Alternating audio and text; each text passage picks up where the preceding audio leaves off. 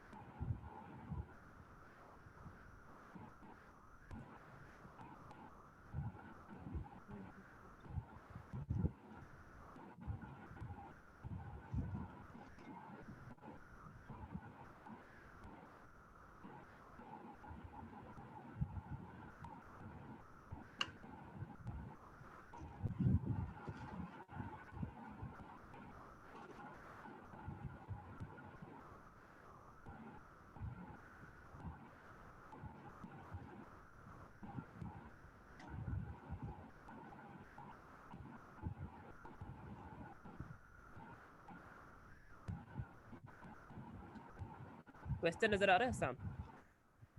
Ji sir. Moser has provided the following information about his non-current assets for the year ended 30th November 2018. अच्छा, ये बात तो मैंने तुम्हें भी शायद पहले बताई थी कि कंपनी ना अपने मर्जी के 12 मंथ्स चूज करती है ईयर के तौर पे। जी सर। अगर जनवरी से दिसंबर कैलेंडर वाला ईयर चूज किया तो बहुत अच्छा है, लेकिन बाज़ वक़्त एग्जामिनर ना ईयर्स में कंफ्यूज करता है। तो इस पर उसने साफ बोल दिया कि इसका ईयर जो एंड हो रहा है वो 30 नवंबर 2018 को हो रहा है। तो उसमें ये भी थिंक करना ज़रूरी है कि ये मंथ, कि ये ईयर स्टार्ट किस महीने से हुआ होगा और किस साल से। 1 दिसंबर 2017 से। बस सही है। वही आगे जाके इसने किया हुआ कि मोटर व्हीकल की कॉस्ट दी हुई है 1 दिसंबर 2017 को, एक्यूमुलेटेड डिप्रिसिएशन दी हुई है 1 दिसंबर 2017 को। अच्छा, पर ये मोटर व्हीकल्स हमने खरीदी अभी इसी साल, परचेज ड्यूरिंग द ईयर, सही है। फिर पॉइंट 2 पढ़ना ज़रा। The vehicle was sold during the year for $12,450. It had originally cost 18,500 and had an equal value of 30,000. अच्छा, इसकी तुम एक्यूमुलेटेड डेप्रिसिएशन निकाल सकते हो जो एसेट हमने बेचा है इस इंफॉर्मेशन को यूज़ करके। Yes sir. ट्राई करना। लॉजिकली भी कर सकते हो, डिस्पोजल अकाउंट बनाना ज़रूरी नहीं है।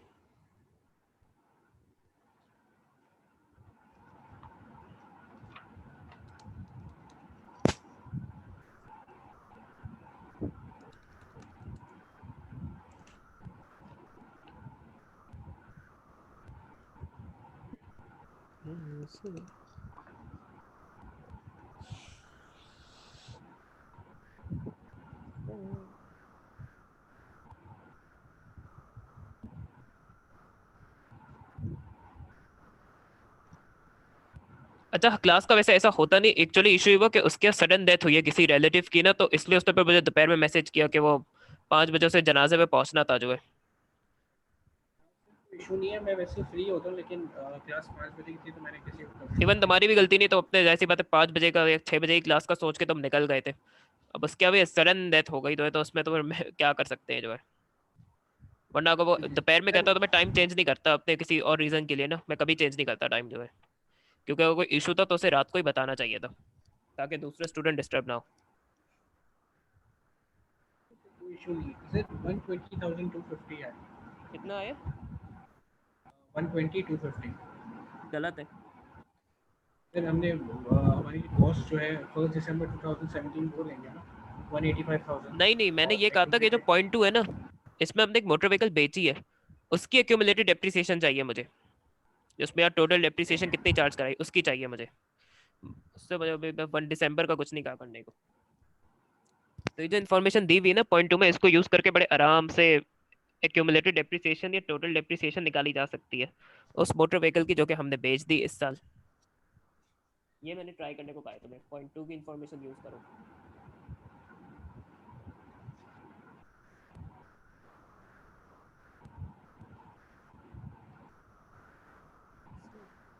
सर 4625। बेहतरीन, 4625 है। तो देखो सिर्फ दो चीज़ें यूज़ होनी थी, नेटबुक वैल्यू उस तरह आती है कॉस्ट माइनस एक्यूमुलेटेड डेप्रिसिएशन से। तो अगर मैं इस इक्वेशन में एक्यूमुलेटेड डेप्रिसिएशन को एक्स रख दूँ और नेटबुक वैल्यू कॉस्ट मुझे दी हुई है, तो आराम से एक्यूमुलेटेड डेप्रिसिएशन निकाली जा सकती थी। तो ये पहले तो यही चीज़ लिख लें हम अपने पास।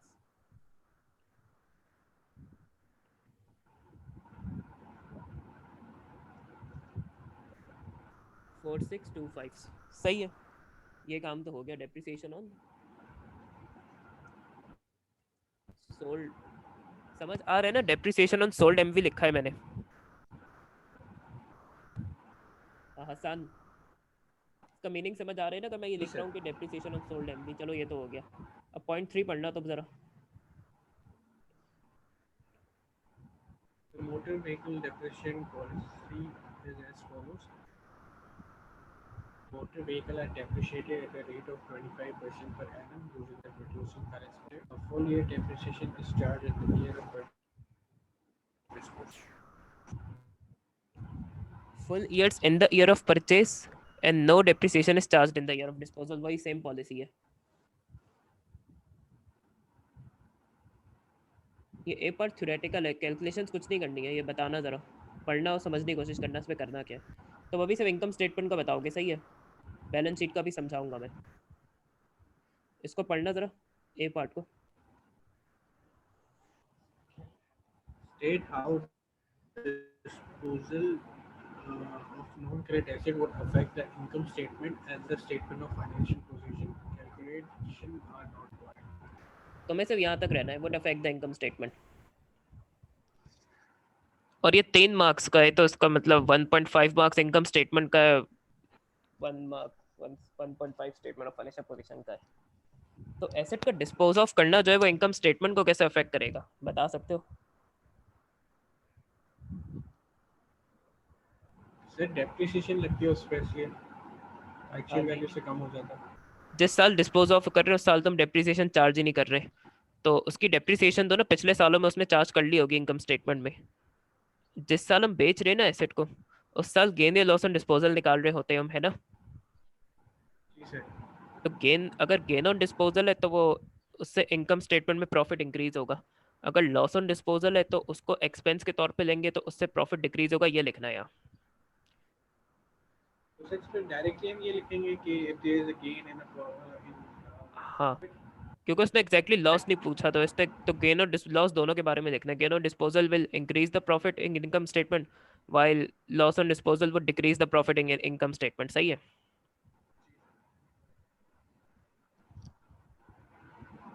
लिख देता हूँ मैं, चलो यहाँ लिख के दिखा देता हूँ कैसे लिखना है।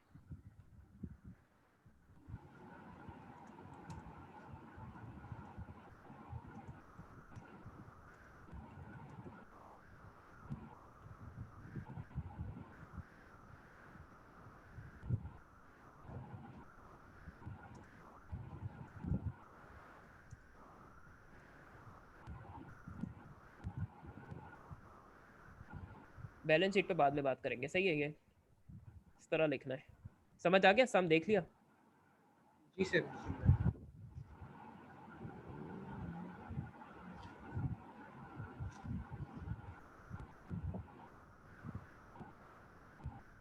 अभी पार्ट बी में क्या करना है? Prepare the non-current assets section of Motor Statement of Financial Position at 30 November 2018.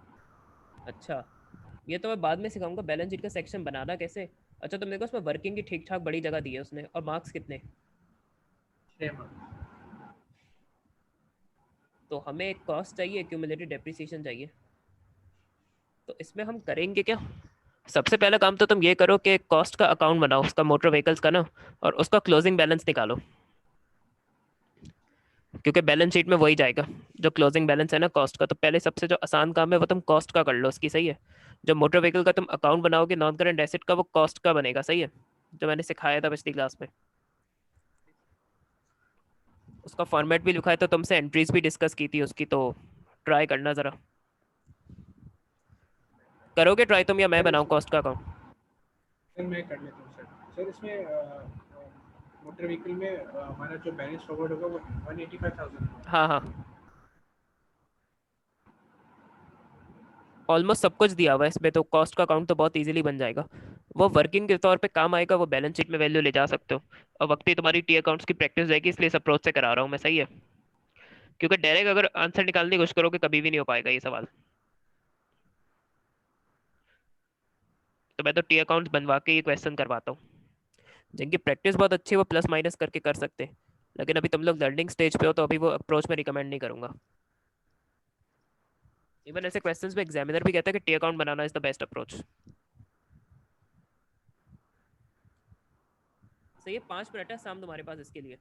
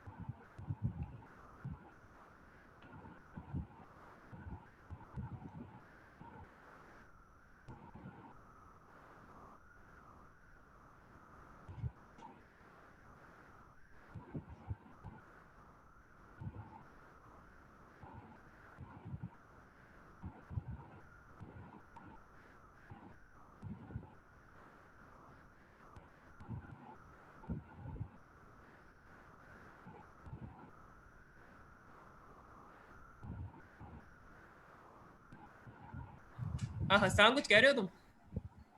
Sir मैं कह रहा हूँ कि 212745 आ रहा है आंसर। चलो वेरीफाई कर लो। Opening 27745 minus 18,500। हाँ क्लोजिंग बैलेंस क्या है इसका? Sir closing 200295। नहीं कहीं ना कहीं गलती है जरा। सर डिस्पोजल में आपने कौन सी वैल्यू रिकॉर्ड करी है? देखो ये कॉस्ट पे अकाउंट बना रहे हैं ना हम, तो इसमें जो एसेट बेचा है ना उसकी कॉस्ट ही लेंगे हम। सर मैंने डिस्पोजल वैल्यू ली है। एक मिनट। अब करके देखना।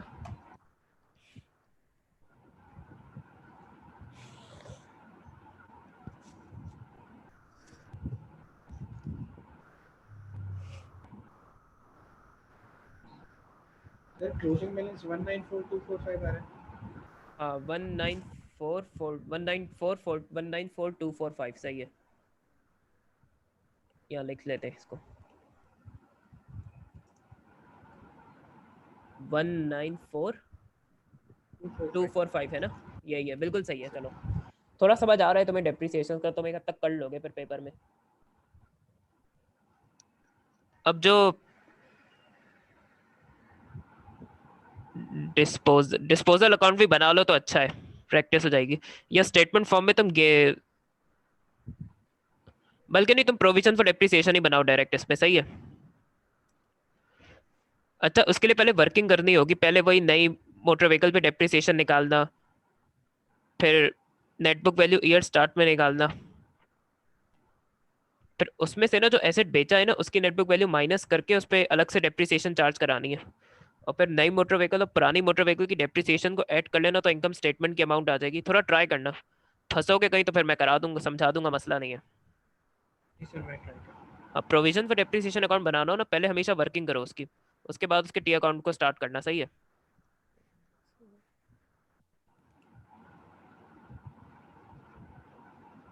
सही, इसके लिए 10 मिनट भी ले लो तो मसला नहीं, 5 मिनट में हो जाए तो अच्छा है, वरना 10 मिनट भी ले लो।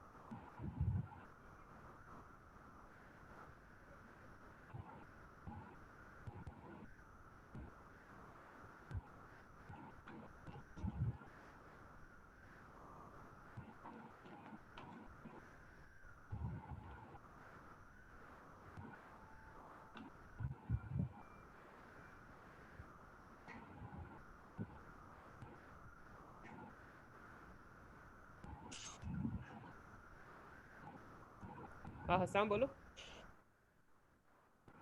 उसकी शायद बहुत हो रहा है। हाँ बना लो, अपना टाइम ले लो, उसमें मसला नहीं है। 10 मिनट भी लगते तो मसला नहीं है।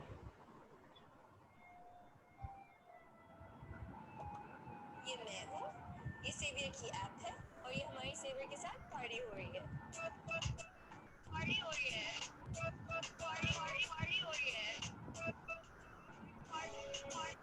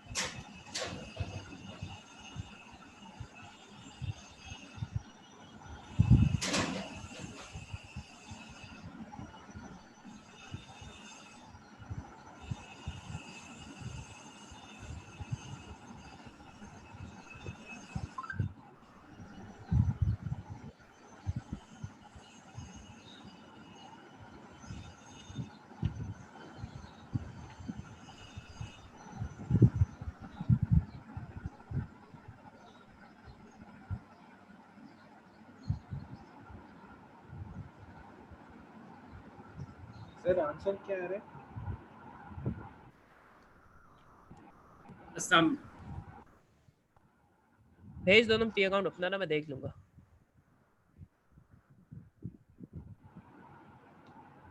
या कौन सी वैल्यू कंफर्म कर रहे हो तुम मुझसे? Sir last so carry down value. Carry down वाली, इसके लिए टी अकाउंट भेज दो अपना, जरा मैं देख लूंगा फिर।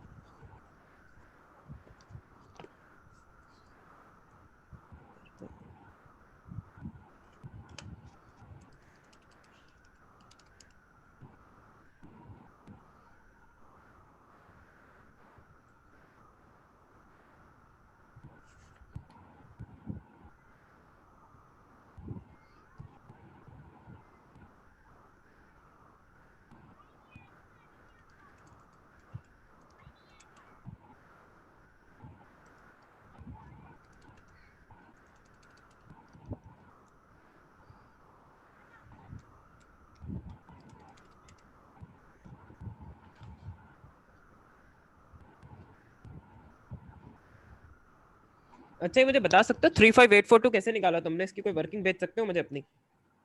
जी सर मैं भेज रहा हूँ।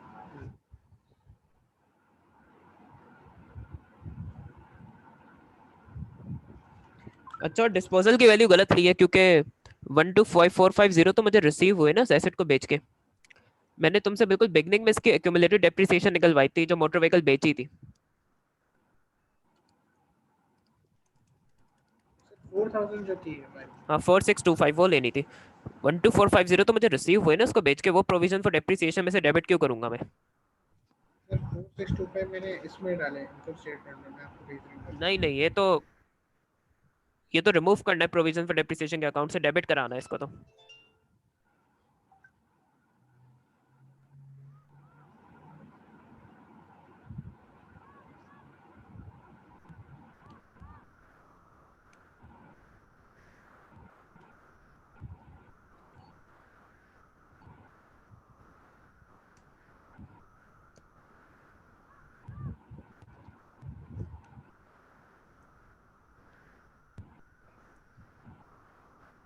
थोड़ा आगे पीछे किया तुमने भी, मैं एक बार और करके दिखा रहा हूँ, उसको समझने की कोशिश करना। कुछ चीजें सही है, कुछ चीजें गलत है।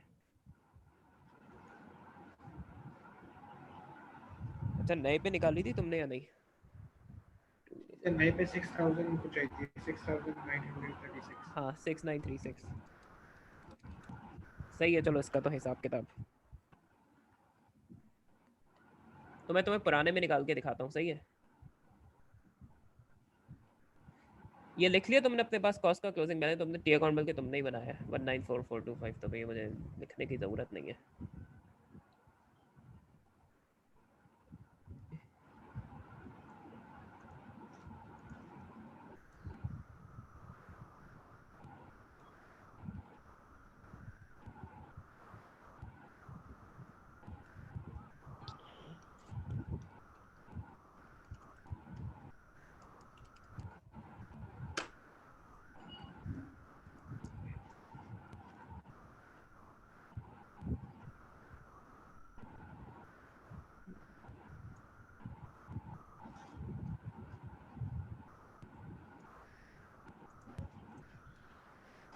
इसके लिए ये करेंगे कि ये जो 120250 है, पहले तो ईयर बिगनिंग में एनबीवी निकाल ली मैंने। अब उसमें से उस मोटर व्हीकल की नेटबुक वैल्यू माइनस करूंगा जो कि मैंने बेच दी। इसकी नेटबुक वैल्यू कितनी है जो मोटर व्हीकल हमने बेच दी? इसकी नेटबुक वैल्यू है 13875। ऑलरेडी दी हुई है, यहाँ तो निकालने की भी जरूरत नहीं है।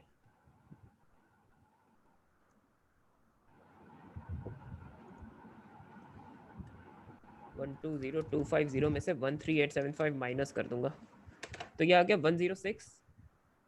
सर 1102250 लिखा हुआ है।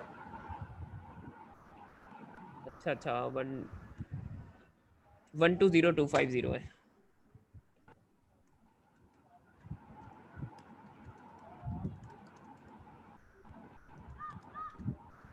तो ये आया 106375।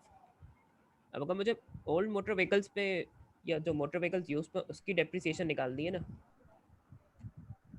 तो ये 106,375 मल्टीप्लाई हो जाएगा 25% से, तो इसकी भी डेप्रिसिएशन आ जाएगी 2659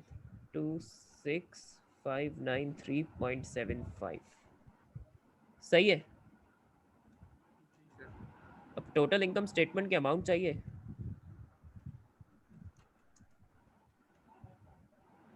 इसके लिए मैं ये 2659.45 प्लस तुमने जो निकाला था 6936.25, अगर इनके डेसिमल्स ऐड करूंगा ना तो फाइनल वैल्यू बिल्कुल एग्जैक्ट आएगी।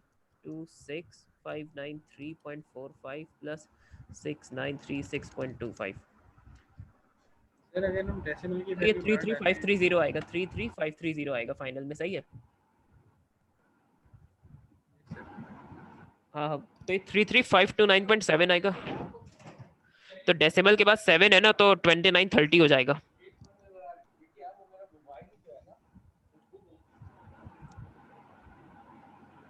और जो उसमें डिस्पोजल की वैल्यू डेबिट करवानी थी ना वो 4625 होगी, क्योंकि जो एसेट हमने बेचा है ना उसकी डेप्रिसिएशन को हम डेबिट करते हैं प्रोविजन फॉर डेप्रिसिएशन अकाउंट से, उसकी बैंक की अमाउंट नहीं करते। बैंक की अमाउंट तो जो 12450 है वो तो डेबिट होगी बैंक अकाउंट में और डिस्पोजल अकाउंट में क्रेडिट हो जाएगी, इसलिए वो यहाँ नहीं आएगी।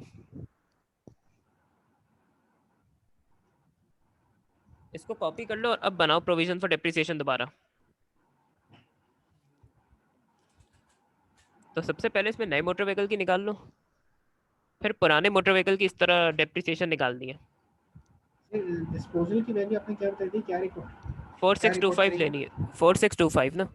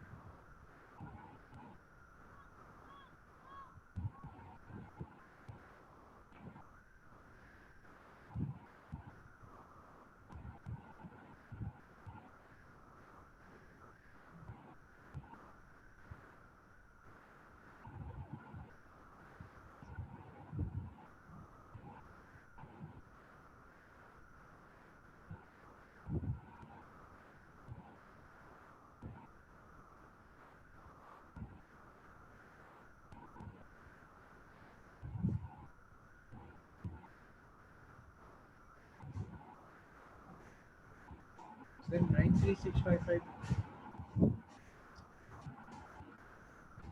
अच्छा 33530 प्लस 64750 माइनस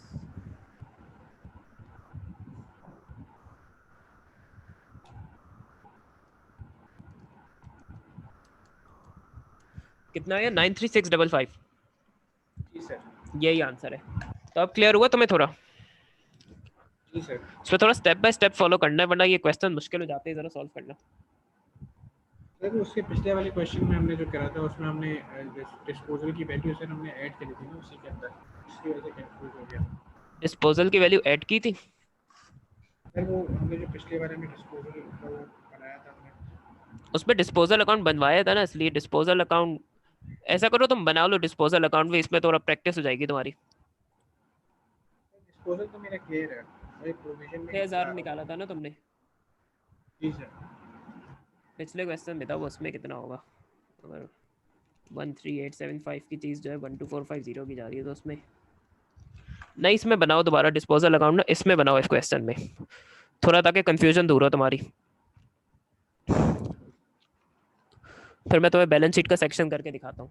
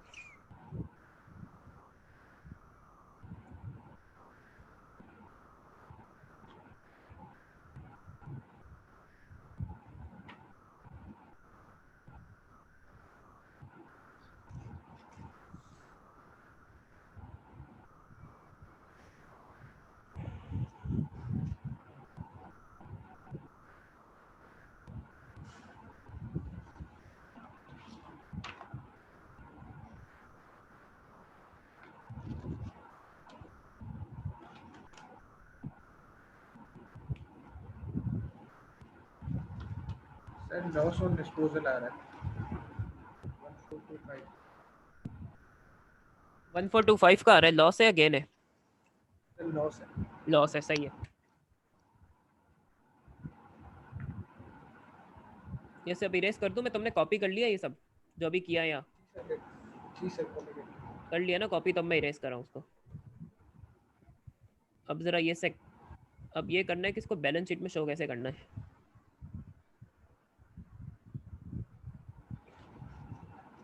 तो ईयर एंड तो यहाँ मोटर व्हीकल लिखो।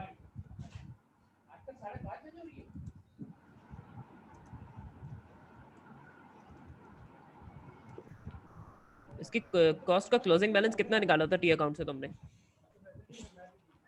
सर 21 क्लोजिंग बैलेंस सर हमारा 194245 था। 194245 है ना? और एक्यूमुलेटेड डेप्रिसिएशन जो प्रोविजन फॉर डेप्रिसिएशन में क्लोजिंग बैलेंस है ना वो आएगा यहाँ 88142 नहीं 93 कुछ आया था ना समथिंग। सर प्रोविजन हाँ सर मैं पुराना नंबर 93655 93655 655 तो तुमने ओ लेवल में स्टेटमेंट ऑफ फाइनेंशियल पोजीशंस बनाई होंगी काफ़ी। तो कॉस्ट माइनस कॉस्ट का closing balance minus accumulated depreciation या प्रोविजन फॉर डेप्रिसिएशन का क्लोजिंग बैलेंस माइनस करे तो नेट बुक वैल्यू आ जाती है ईयर एंड की। ये निकाल देना ज़रा।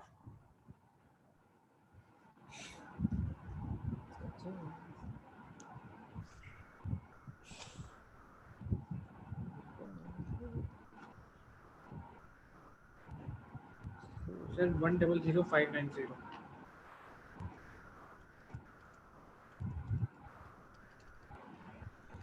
100,590 सही है। तो देखो अगर डायरेक्ट करते हैं ना तो उसमें चांसेस ज़रा जिनके अंदर बहुत प्रैक्टिस हो तो वो डायरेक्ट भी कर सकते हैं इसको। लेकिन तुम लोग स्टेप बाय स्टेप करना भी फिलहाल जब तक। सही है, ये कॉपी कर लो अगर चाहो तो फिर। सर लेकिन पेपर में तो अगर इस तरह का क्वेश्चन है तो हमें वर्किंग करनी चाहिए। बिल्कुल। टाइम बहुत ज़्यादा कंज्यूम होगा। देखो अभी शुरू में तो वर्किंग करो, जब बहुत एक्सपर्ट हो जाओ अगर इसमें तो जिसके चांसेस ज़रा कम होते हैं तो फिर कर थोड़ा डायरेक्ट कर सकते हो। अपनी वर्किंग करनी पड़ेगी इसमें। और एग्जामिनर बाजू का बैलेंस करता है, अगर डेप्रिसिएशन का क्वेश्चन बड़ा है तो कोई और क्वेश्चन थोड़ा छोटा होगा पेपर में। इसका क्वेश्चन आएगा तो इतनी सवारी उठानी पड़ेगी वरना ज़रूरत नहीं है। सर अभी रिसेंट टाइम में ऐसा कोई क्वेश्चन आया? यार नवंबर 2020 का क्वेश्चन ना मैं अभी वलीद को कराया था, पूरा थ्योरी का था जो है। नवंबर में ना पूरा थ्योरी का क्वेश्चन आया डेप्रिसिएशन का, दिखाऊं मैं? चलो तुमसे भी बात कर लेते हैं, थोड़ा तुम्हारी राइटिंग स्किल तो टेस्ट करें थोड़ी। ये नोट कर लिया तुमने?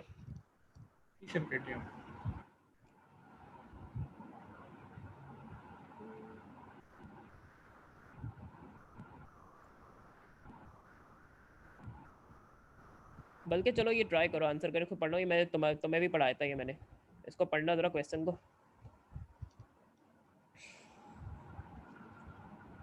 सर इसका आंसर तो सर हम ये रखेंगे ना कि reducing balance method is more accurate because हम हर साल जो है उसकी डेप्रिशिएटेड वैल्यू जो हर साल हम उसकी वैल्यू निकालते हैं उसमें डेप्रिसिएशन चार्ज करते हैं और उसकी अप्रोप्रिएट जो वैल्यू होती है उस पर वापसी अगले साल जो है डेप्रिसिएशन चार्ज करता है।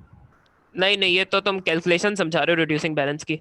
एक मैंने टेबल पढ़ाया था straight line versus reducing balance, जो कि मेरे नोट्स में भी है और अब तो मैं शेयर कर चुका हूँ व्हाट्सएप पे अपने कंप्लीटेड जी नोट्स जो सर। है। तो वो लिख के दिखाना है तुम्हें, 4 रीज़न लिखने।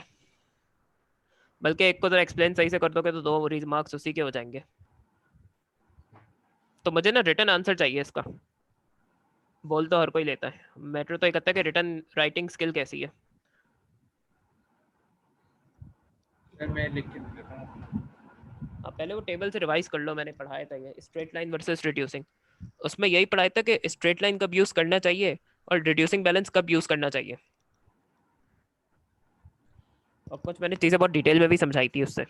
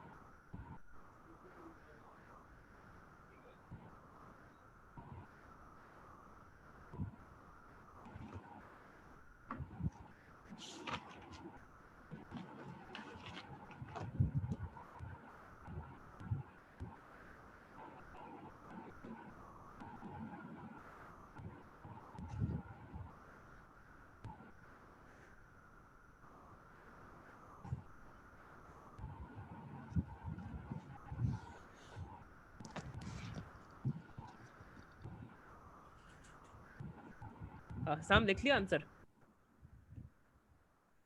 लिख रहा हूँ। हाँ लिख लो, दिखा देना, कमी बेशी होगी तो फिर हम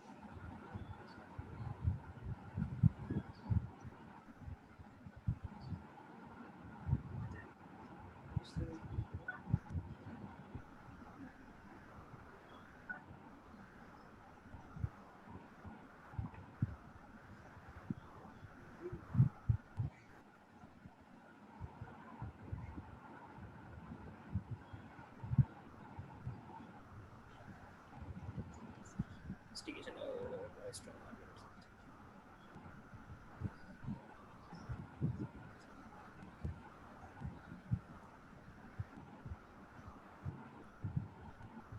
So it's legal thing. She already made you.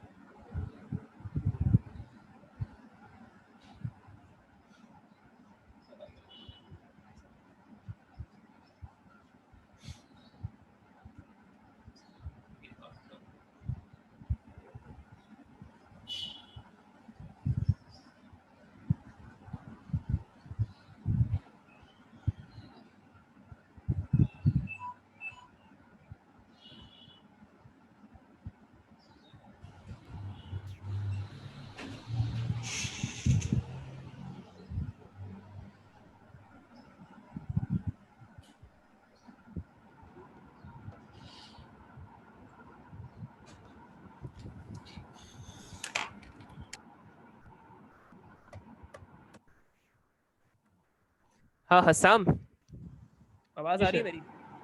Ji actually answer बहुत बेकार है, क्योंकि तुमने ना रिड्यूसिंग बैलेंस और स्ट्रेट लाइन को डिफरेंशिएट किया है। इसमें यह बताना है कि कंप्यूटर के लिए ना रिड्यूसिंग बैलेंस ज़्यादा सूटेबल मेथड क्यों है। तो उसमें रिड्यूसिंग बैलेंस किन मौकों पे रिड्यूसिंग बैलेंस यूज करना चाहिए वो लिखना है। तो ये मैं तुम्हें लिख के दिखाता हूँ, जरा पढ़ाया भी था उस दिन मैंने, तो हमें जीरो में देगा तुम्हें लिटरली इसमें। सर, इस पे आप यही लिख सकते हैं कि बिजनेस को एक्चुअल वैल्यू मिल जाती है डेप्रिसिएशन की। नहीं, अब इसका मैं लिख के दिखाता हूँ। जी सर।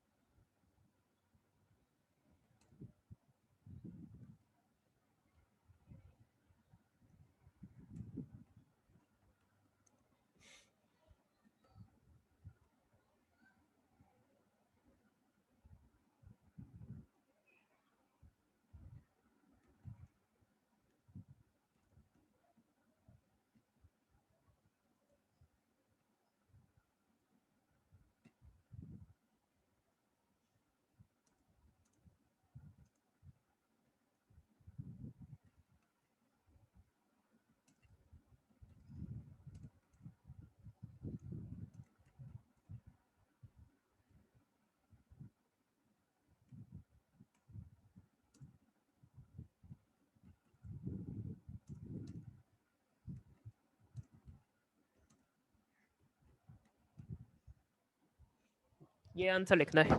मैंने स्ट्रेट अवे रीजंस दिए कि रिड्यूसिंग बैलेंस यूज करने के रीजंस क्या होंगे कंप्यूटर इक्विपमेंट में। ये मैंने पढ़ाया था बहुत डिटेल में, लेकिन तुमने तो बिल्कुल ही कुछ और लिख दिया। अब इसको पढ़ना जरा, और अगर समझ नहीं आया तो मुझसे पूछो। जी सर।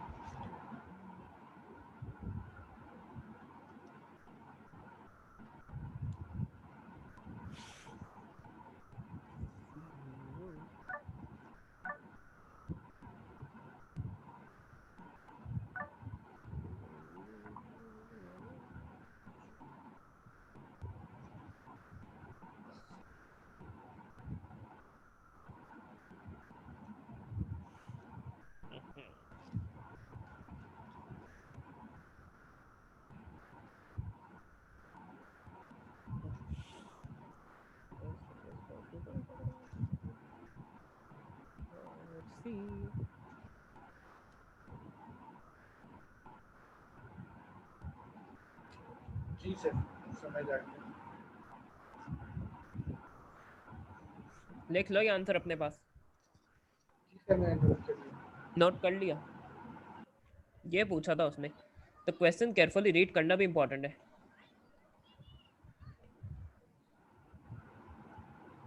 यहाँ मैं तुम्हें नोट्स पे भी दिखाता हूँ। ये मैंने कितना डिटेल में कवर किया था, रिपेयर एंड मेंटेनेंस वाली बात भी बहुत डिटेल में समझाई थी। जब repair and maintenance later years में ज़्यादा होगी तो रिड्यूसिंग बैलेंस की वजह से डेप्रिसिएशन कम चार्ज हो रहा होगा आखिर के सालों में। तो एक्सपेंस ना एक इवन अमाउंट चार्ज होगा, ये नहीं कि बहुत ज़्यादा एक्सपेंस चार्ज हो रहा है। ये देखो,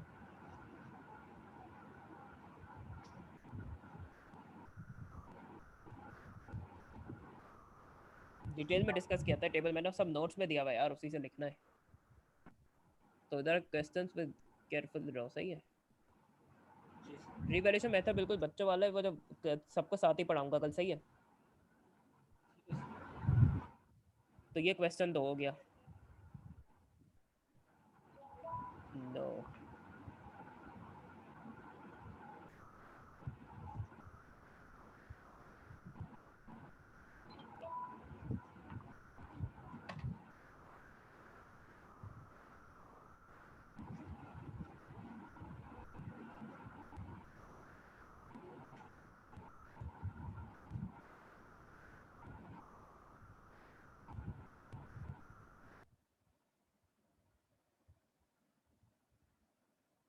ये इसकी एग्जामिनर रिपोर्ट है जो भी हमने क्वेश्चन किया डेप्रिसिएशन का। ये बी पार्ट से पढ़ना, सही है, जिसमें हमने सारी वर्किंग की और फिर बैलेंस शीट के लिए कॉस्ट में से डेप्रिसिएशन माइनस करके नेट बुक वैल्यू निकाली, इसका ये पढ़ना।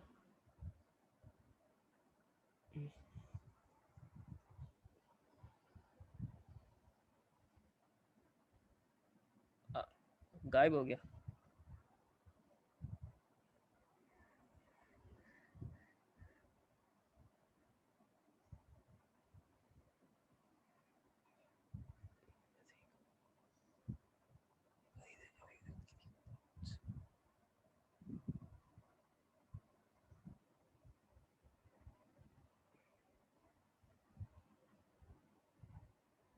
ठीक है,